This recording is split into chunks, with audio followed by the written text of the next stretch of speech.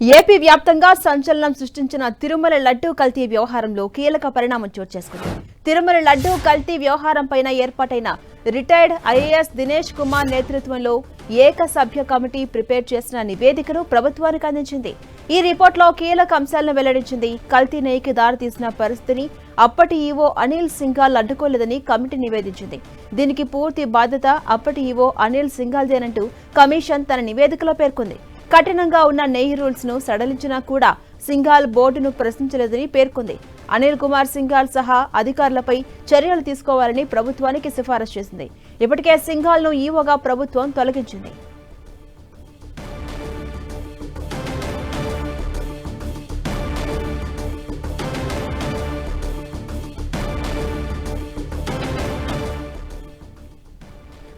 ఇదే అంశంపై మరింత సమాచారం మా ప్రతినిధి విజయ్ చంద్ర అందిస్తారు. విజయ్ చంద్ర, హిందువులు అత్యంత పవిత్రంగా భావించేటువంటి తిరుమల తిరుపతి లడ్డు ఏదైతే ఉందో దాంట్లో ఆవు కొవ్వు పంది కొవ్వు కలిసిందని చెప్పేసి సీఎం చంద్రబాబు నాయుడు ప్రకటన చేసినప్పటి నుంచి కూడాను ఆయన చేసిన ఆరోపణలు పెద్ద ఎత్తున దుమారం రేపాయి. ఒకవైపు హిందూ సంఘాలు అయితేనేమి రాష్ట్ర వ్యాప్తంగా అయితేనేమి పెద్ద ఎత్తున దుమారం లేగింది.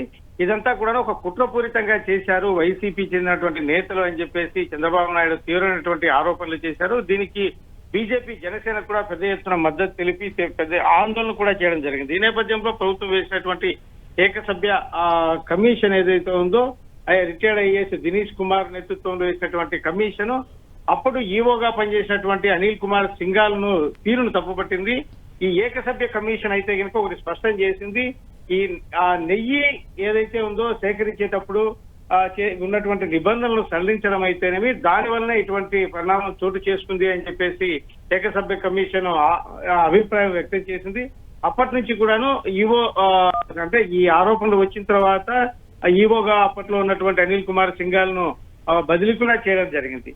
ఈ నేపథ్యంలో ఈ రూల్స్ సడలింపుకు కారణమైనటువంటి అనిల్ కుమార్ సింఘాల్ దీంట్లో ఒక దోషిగానే ఏకసభ్య కమిషన్ అయితే కనుక తన నివేదికలో పేర్కొనడం జరిగింది. ఇప్పుడు ఇది ఏ దారి తీస్తుంది అనేది మటుకు సర్వత్రా ఆసక్తికరంగా మారింది. ఒకవైపు ఆ తర్వాత మళ్ళీ కొన్ని అనేకమైన టర్నింగ్లు తీసుకున్న తర్వాత దీంట్లో అసలు నెయ్యే లేదు, కెమికల్స్ ఉన్నాయి, బాత్రూమ్ క్లీన్ చేసే కెమికల్స్ ఉన్నాయి, అంతేకాకుండా కొన్ని అంటే కృత్రిమ నెయ్యి కలిపారు అని చెప్పేసి నెయ్యి ఫ్లేవర్ వచ్చేటువంటి కొన్ని కెమికల్స్ కలిపారు, రకరకాలైనటువంటి ఆరోపణలు వచ్చాయి.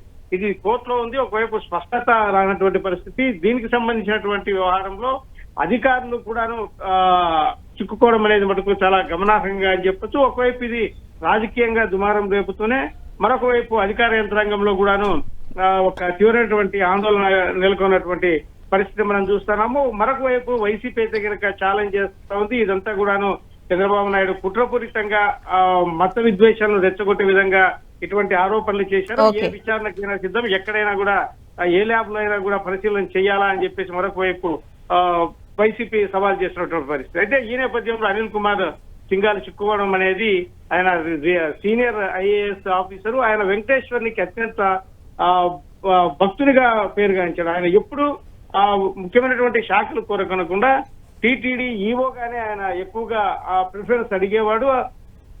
గతంలో చంద్రబాబు నాయుడు ప్రభుత్వం ఉన్నా జగన్మోహన్ రెడ్డి ప్రభుత్వం ఉన్నా కూడాను కోరిక మరి ఆయన టీటీడీ ఈవోగా వెళ్ళినటువంటి పరిస్థితి మనం చూసాము. అటువంటి వ్యక్తే ఇప్పుడు ఈ కేసులో ఒక నిందారోపణలు ఎదుర్కోవడం అనేది మటుకు గమనార్హంగా చెప్పొచ్చు. Right, thank you Vijay Chandran.